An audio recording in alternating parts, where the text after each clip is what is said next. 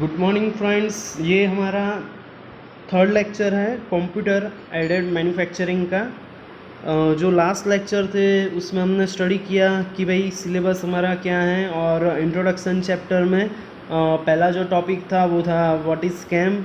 उसके बाद में ऑब्जेक्टिव्स ऑफ कैम, और उसके बाद में हमने देखा benefits of CAM, and last में जो है वो है टॉपिक सिम विल।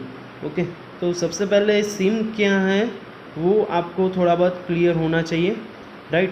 तो आप सभी ने मतलब बेनिफिट्स जो थे कैम के वो स्टडी किए हैं, राइट। तो एक बार रिवाइंड कर लेते हैं कि क्या था उसमें, राइट। तो बेनिफिट्स कौन से हैं कैम के, जैसे यस, लेबर जो है वो उसकी कम रिक्वायरमेंट रहती है, उसके बाद में टाइम जो है वो हमारा सेव हो जाता है, राइट। और दूसरा देखने जाए तो बेसिक एक्यूरेंसी जो है वो ज़्यादा मिलती है। ओके, कस्टमर रिस्पॉन्स जो है वो अच्छा मिलता है, एक्यूरेंसी अच्छी मिल रही है, प्लानिंग जो है वो अच्छा हो सकता है, राइट। तो ये सारे बेनिफिट्स थे। उसके सामने एक ही जो था वो हमारा मतलब डीमेरिट्स था, मतलब डिसएडवांटेज था, राइट, मतलब लॉस था, राइट। वो क्या था कि भाई कैपिटल इन्वेस्टमेंट जो है वो इसका क्या है, ज़्यादा है। ओके, तो ये एक चीज़ आपको ध्यान रखनी है। और उसके बाद में ऑब्जेक्टिव क्या थे, तो ऑब्जेक्टिव आप सभी को पता है कि जो भी बेनिफिट्स थे वो सारे हमारे ऑब्जेक्टिव थे कैम सब्जेक्ट के, राइट। क्योंकि उसी ऑब्जेक्टिव के लिए ही तो हमने ये सारा कुछ स्टडी करना है कि आप कहीं ना कहीं इंडस्ट्री में जाओगे इन फ्यूचर और वो बेनिफिट्स इंडस्ट्री को दे पाओगे। Okay, good. तो लास्ट लेक्चर में मैंने ये भी डिस्कस किया था कि भाई सिम क्या है और कैम क्या है, उन दोनों के बीच में डिफरेंस क्या है। तो आप सभी को पता है कि सिम जो है वो बहुत ही मतलब बड़ा सब्जेक्ट है, जिसमें हम सिम मतलब सिंपल कंप्यूटर इंटीग्रेटेड मैन्युफैक्चरिंग, और कैम जो है वो है कंप्यूटर एडेड मैन्युफैक्चरिंग। तो computer integrated manufacturing, computer aided manufacturing, दो नाम जो है उसमें सिर्फ इंटीग्रेटेड एंड एडेड इन दोनों का फ़र्क है, राइट। तो कैम जो है वो आप सभी को पता है सिर्फ प्रोग्रामिंग करने के लिए और उसके बाद में प्रोडक्शन करने के लिए यूज़ हो रहा है, राइट। तो इट इज़ द कैम। जबकि सिम जो है वो पूरा कुछ है, कैम भी इंक्लूड कर लो, कैड भी इंक्लूड कर लो, सीआई भी इंक्लूड कर लो, प्रोडक्शन सब कुछ इंक्लूड कर लो, वो सारा कुछ क्या है, सिम है, right. Production, planning, control, design सब कुछ आ गया, मार्केटिंग से लेके सब कुछ। ओके, तो ये सारा कुछ जो है वो सिम है। तो उसको आप रिप्रेजेंट कैसे करोगे, तो रिप्रेजेंट करने के लिए एक विल जो है वो क्रिएट किया हुआ है। ये देखो बहुत ही पहले क्रिएट हो गया था, इसमें 3-4 बार चेंज भी आया है। अभी मार्केट में जो है वो उसमें कुछ नया भी ऐड करके सिम विल जो है वो यूज़ हो रहा है वो, बट डिपेंड ऑन रिक्वायरमेंट से आप कोई भी सिम विल यूज़ कर सकते हो, बट उसमें काफ़ी सारी चीज़ जो है वो कॉमन रहेगी। और ये जो है वो मतलब मोस्ट आईएमपी क्वेश्चन है। अगर आप जीटीयू बेस देखने जाओगे तो ये मोस्ट आईएमपी क्वेश्चन है, और ये आपको ड्रॉ करना ही है। आप कोई भी रफ पेज ले लो, एक बार ड्रॉ करने का ट्राई करो, एक बार करोगे, दूसरी बार करोगे तो तीसरी बार अपने आप आ जाएगा कि भाई कौन सी चीज़ थी, राइट। तो देखो सेंटर जो है वो हमारा क्या है, इंटीग्रेटेड सिस्टम है, राइट। तो इसमें जो सेंटर जो रहता है वो हमारी इंटीग्रेटेड सिस्टम रहती है, बट उसमें सबसे पहला जो आउटर साइड जो है लेब, बराबर है, आउटर साइड का जो रीजन है वो कौन सा है वो देख लेते हैं। तो सबसे पहला जो है वो है, देखो यहाँ पे मैं शो कर रहा हूँ, ये जो है वो क्या है, manufacturing management and human resources management. तो आपको क्या करना है, सबसे बाहर का जो है वो है manufacturing management, human resources management, मतलब ये सारा कुछ सिम में कवर हो रहा है ऐसा हम दिखा रहे हैं। ओके, कैसे करते हैं वो आप सभी को पता है, नहीं पता है तो सब्जेक्ट में सीखेंगे, बट आपको ये टॉपिक कवर करना है जब भी आप सिम विल ड्रॉ कर रहे हो तब। और इसमें समझाना है कि भाई आप सिम विल जो है मतलब सिम के बेस पर ये कैसे कर पाओगे, राइट। तो मैन्युफैक्चरिंग कैसे करते हैं, उसका मैनेजमेंट कैसे करते हैं, तो उसके लिए आपके पास अलग अलग सॉफ्टवेयर्स है, स्किल, मतलब आपके पास मैन्युफैक्चरिंग मैनेजमेंट के जैसे पहले कौन सा ऑर्डर आया है, कौन सा डिस्पैच होने वाला है, कौन सी प्रोडक्ट जो है वो कौन से मशीन पर पहले वर्क करेगी, राइट। तो ये सारा कुछ मैनेजमेंट जो है वो आप बाय यूज़ ऑफ कंप्यूटर कर सकते हो।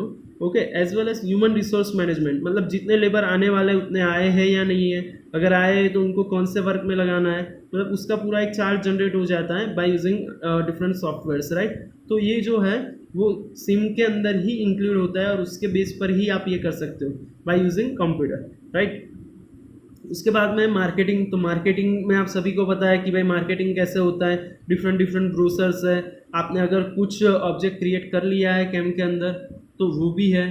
तो ये सारी चीज़ जो है वो सब कुछ कैम के अंदर हो जाती है, राइट। तो सिम के अंदर भी मार्केटिंग जो है वो इंक्लूडेड है। ओके, तो मार्केटिंग जो है उसके लिए आप बेसिक जो जो चाहिए, प्रोडक्ट क्या है, राइट, प्रोडक्ट कैसी लगेगी, उसका एस्थेटिक व्यू कैसे वर्क करेगी, उसका वीडियो, राइट। और मार्केटिंग के डिफरेंट डिफरेंट मतलब कौन सी कंपनीज जो है वो हमारी प्रोडक्ट को गेन कर पाएगी, उसको कैसे फॉलोअप में रखना है, ये सारा कुछ मार्केटिंग में होता है। Okay, customer review, customer feedback, तो ये सारा कुछ मार्केटिंग में इंक्लूड है, और वो सब कुछ आप कंप्यूटर के बिना तो कर ही नहीं सकते हैं, राइट। तो इसीलिए जो नाम है वो क्या है, कंप्यूटर इंटीग्रेटेड मैन्युफैक्चरिंग। ओके, क्यों? क्योंकि हम मैन्युफैक्चरिंग जो है उसके लिए ये सारा कुछ यूज़ कर रहे हैं। Okay, done. उसके बाद में स्ट्रेटेजिक प्लानिंग, कि भाई स्ट्रेटेजिक प्लानिंग क्या है कि भाई कौन सी प्रोडक्ट कब हम प्रिपेयर करेंगे तो कम टाइम में अच्छे से सारी प्रोडक्ट्स जो है वो उसका मैनेजमेंट हो जाए, राइट। तो वो एक प्लानिंग रहता है कि कौन सा मशीन कब यूज़ करना है और किस तरह से हम यूज़ करेंगे, और कौन से मतलब जो हमारी डेडलाइन है उससे पहले हमारा प्रोजेक्ट कंप्लीट कर लेंगे। ये सारा कुछ हम स्ट्रेटेजिक प्लानिंग में स्टडी करेंगे। ओके, उसके बाद में जो है वो है फाइनेंस। तो फाइनेंस मतलब आपके पास एक बेसिक कैपिटल रहता है कि जिसके बेस पर आप कुछ स्टार्टअप करते हो। उसके बाद में कुछ रन टाइम मनी रहता है, राइट, रन टाइम एसेट्स रहती है कि भाई आप उस टाइम पे उसको यूज़ कर सकते हो। ओके, तो रन टाइम एसेट्स जो है वो कौन सी है, उसको आपको किस तरह से कहाँ पे लगाना है, राइट। तो ये सारा कुछ जो है वो फाइनेंस में इंक्लूड होता है। ओके, तो ये कुल मिला के कितने लेयर, वन, ये जो लेयर है वो कितने हैं देख लो, 1 2 3 एंड 4, मतलब आउटर लेयर जो है वो 4 पार्ट में डिवाइड है।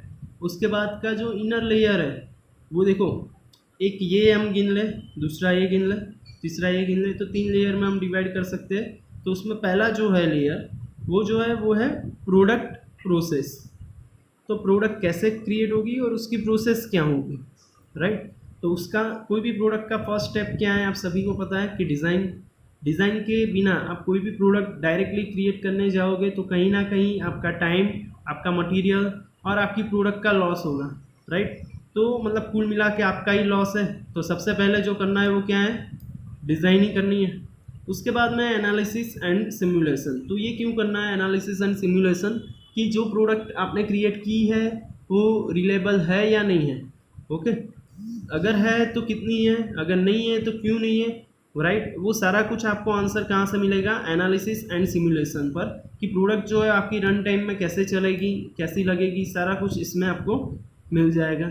उसके बाद में डॉक्यूमेंटेशन क्यों रखना है भाई, रखना ही पड़े, नहीं रखोगे तो कंपनी जो है वो, अगर अभी कोई एक बंदा एमडी की पोस्ट पर है, वो अभी कंपनी चला रहा है, राइट, अगर वो नहीं है, उसके पास सारा डेटा है, उसके माइंड में सब कुछ चल रहा है, उसने डिज़ाइन क्रिएट कर ली है, बट आपके पास डेटा नहीं है, डॉक्यूमेंटेशन नहीं है, राइट। तो जब भी आप फिर से आपको कोई एक प्रोडक्ट का सेम ऑर्डर मिल रहा है तो आपको उस बंदे के बेस पर ही रुकना पड़ेगा। अगर वो बंदा नहीं है तो मतलब समझ लो सारा कुछ वर्क पहले से करना है। ओके, तो डॉक्यूमेंटेशन तो रखना ही रखना है। ओके, उसके बाद में जो है वो है मैन्युफैक्चरिंग प्लानिंग एंड कंट्रोलिंग। देखो यहाँ तक जो था, आगे का जो पोर्शन था उसको हम डिज़ाइन बोल सकते हैं, प्रोडक्ट प्रोसेस भी बोल सकते हैं। तो ये एक एरिया जो था वो आप कैड एंड सीएई के अंदर सारा कुछ कर सकते हो, एंड कैड एंड सीएई जो पार्ट है वो सिम के ही पार्ट है। अभी जो है प्रोडक्शन प्लानिंग एंड कंट्रोल, तो production planning and control it is the part of manufacturing. Somehow manufacturing कैसे होगा, उसका शेड्यूलिंग, मटेरियल। देखो यहाँ पे है कि सबसे पहले शॉप फ्लोर जो है उसका हम यूज़ क्या करेंगे, कैसे करेंगे, राइट। तो शॉप फ्लोर जो है उसमें कौन से मशीन्स लगेंगे, कहाँ पे लगेंगे, कौन सा वे जो है वो सही है, जो भी प्रोडक्ट बनने वाली है उसमें टाइम जो है वो प्रोडक्ट मूवमेंट में ज़्यादा ना खर्च हो जाए, वो भी ध्यान रखना है। तो उस तरह से शॉप फ्लोर मैनेजमेंट होना चाहिए। उसके बाद में मटेरियल, राइट, तो मटेरियल जो है उसका भी मैनेजमेंट जो है वो पर्टिकुलर तरीके से होना चाहिए, राइट।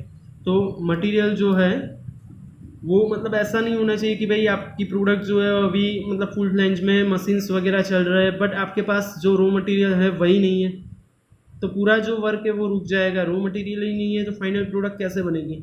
तो मटेरियल जो चाहिए वो चाहिए, बट वो कौन से टाइम पे चाहिए और कौन सी टाइम पे हम परचेस करें तो वो सही है। मतलब हमारा जो मतलब हमारी जो आपको आप सभी को पता है कि एक इन्वेंट्री रहती है, राइट। इन्वेंट्री मतलब क्या है कि कोई ना कोई चीज़ हम स्टॉक में रखते हैं कि वो कहीं ना कहीं यूज़ होगी आगे, राइट। वो स्टॉक में क्यों रखते हैं कि अगर हमने स्टॉक में नहीं रखा है तो जब एग्जैक्ट टाइम आएगा और हमारे पास जब वो रेगुलर यूज़ में आने वाली चीज़ है वही नहीं होगी तो प्रॉब्लम हो जाएगा। तो बस वैसे ही मटेरियल का मैनेजमेंट रहता है, वो सारा कुछ इन्वेंट्री में आता है, इन्वेंट्री कंट्रोल में। तो यहाँ पे देखो कंट्रोलिंग लिखा ही है, तो वो जो है वो इन्वेंट्री कंट्रोल है, राइट। उसके बाद में शेड्यूलिंग। तो शेड्यूल भाई क्यों बनाना है, एग्जैक्ट टाइम एंड डेट पर आपको कोई भी प्रोडक्ट डिस्पैच करनी है तो उसके लिए शेड्यूलिंग होना चाहिए। कोई भी मशीन का 100% आपको यूज़ करना है, 100% आपको एफिशिएंसी, मतलब कोई भी मशीन है आपने पैसे लगाए हैं, आप कहीं ना कहीं इंटरेस्ट दे रहे हो तो आपको उस मशीन का यूज़ मैक्सिमम करना ही है। ओके, अगर आपके पास ऑर्डर है तो उसको कुछ तरह से आपको मैनेज करना होगा कि कौन से टाइम पे कौन सा ऑर्डर कौन सा प्रोडक्ट हम मशीन पर लगाएंगे और मैक्सिमम बेनिफिट जो है वो मशीन से ले पाएंगे, राइट। तो उसके लिए शेड्यूलिंग जो है वो बहुत ही इंपॉर्टेंट है। ओके, और उसके बाद में quality process and facility planning. तो क्वालिटी जो है, क्वालिटी प्रोसेस जो है वो आप इजीली कर सकते हो। कैसे कर सकते हो भाई, कि भाई कंप्यूटर के यूज से ही कर सकते हो। वो भी कि आपके पास एक रिकॉर्ड मेंटेन है, कितनी एक्यूरेंसी चाहिए, कितना टॉलरेंस चाहिए, वो सारा कुछ आपके पास एक रिकॉर्ड में है। उसके साथ आप क्या करोगे, ये जो चीज़ है, जो भी प्रोडक्ट आपने मैन्युफैक्चर की है उसको कंपेयर करोगे तो आप डायरेक्टली देख पाओगे कि क्वालिटी है या नहीं है। ओके, तो ये सारा कुछ जो है वो मैन्युफैक्चरिंग प्लानिंग एंड कंट्रोल जो है वो आप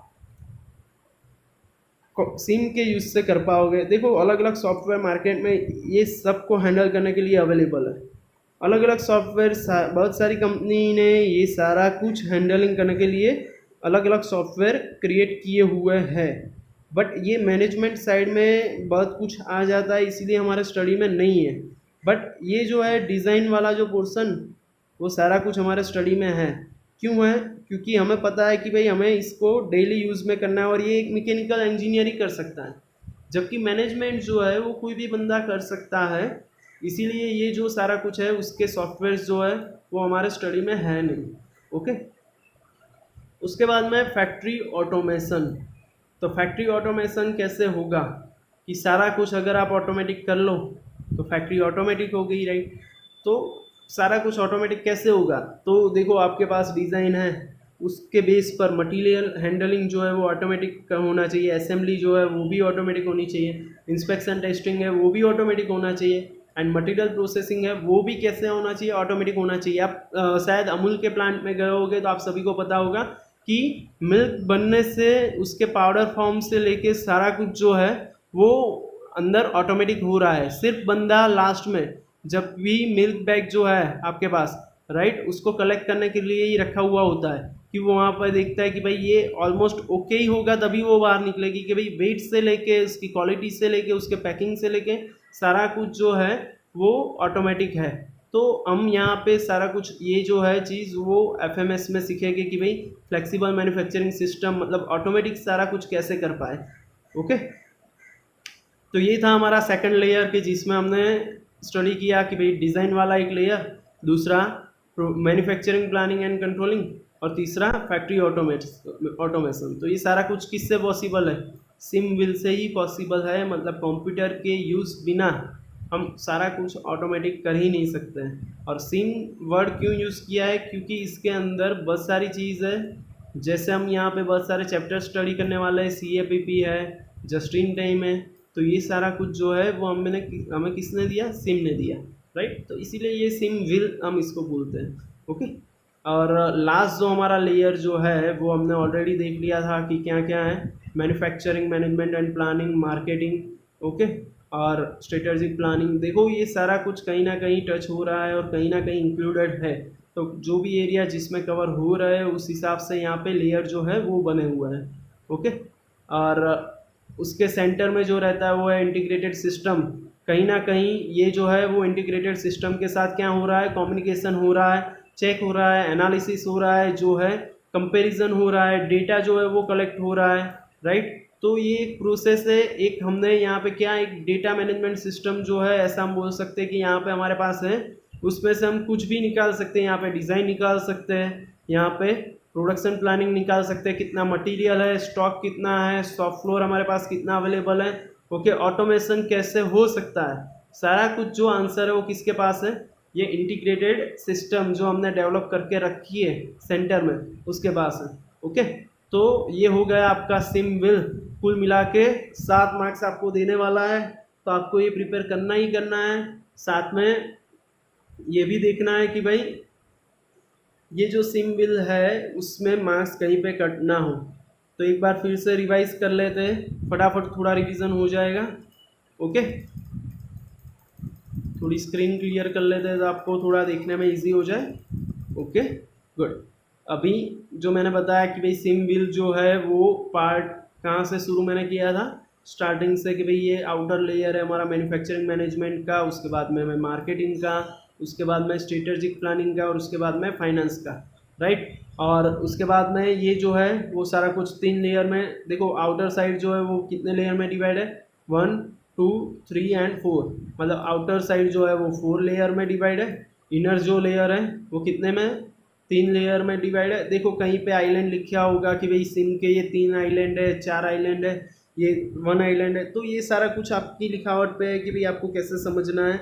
बट ये जो है वो बेसिक है सिम का, कि आप क्या सिम विल में लिखोगे, राइट। फिर आप उसको किसी भी तरह से रिप्रेजेंट कर सकते हो, ओके। और जो इनर जो हमारा सेंटर है वो क्या है, 1 ही है, और वो क्या है, इंटीग्रेटेड सिस्टम, ओके। तो ये जो 3 पार्ट है उसमें क्या क्या आने वाला है, तो प्रोडक्ट प्रोसेस तो किस में कवर हो जाएगा, डिज़ाइन एनालिसिस एंड डॉक्यूमेंटेशन में। उसके बाद में क्वालिटी, उसके बाद में मैन्युफैक्चरिंग प्लानिंग एंड कंट्रोल, और वो जो है वो किस में कवर हो जाएगा, shop floor, material, scheduling and quality checking में, राइट। और उसके बाद में फैक्ट्री ऑटोमेशन, तो वो सारा कुछ जो है वो उसमें किस में कवर होगा, तो material handling, assembly, inspection, test and material processing. और हमारा जो सेंटर है कि जहाँ पे सारा कुछ डेटा है हमारे पास, वो है integrated system, okay. So hope so आपको ये लेक्चर जो है वो मतलब समझ में आया होगा, और इसमें कहीं पे भी डाउट हो तो आप डायरेक्टली पूछ सकते हो। देखो यहाँ पूरे जो है पूरा जो है ये प्लान, उसमें ह्यूमन रिसोर्स मैनेजमेंट यहाँ एक ही जगह है, राइट। बट आप कहीं ना कहीं यहाँ सभी जगह ह्यूमन रिसोर्स मैनेजमेंट करते होगे, बट ये आउटर लेयर में मतलब वो आप कहीं पे भी यूज़ होगा ही होगा, ओके। मतलब ये एक कॉमन टॉपिक है, सिर्फ एक विल के थ्रू आपको एक समझाना चाहते हैं कि ये जो है वो सारा कुछ सिम के अंदर वर्क कर रहा है, इसीलिए इसका नाम सिम विल ऐसा हम बोल सकते हैं रखा हुआ है, कि ये पूरे विल से आप पूरी कोई भी कंपनी जो है वो पूरा ऑटोमेशन से वर्क कर सकती है, okay. So thank you very much once again to watch the video, okay. अगर आपने हमारी चैनल जो है वो लाइक नहीं की है तो लाइक भी कर लो, सब्सक्राइब भी कर लो, okay. Thank you very much, thank you.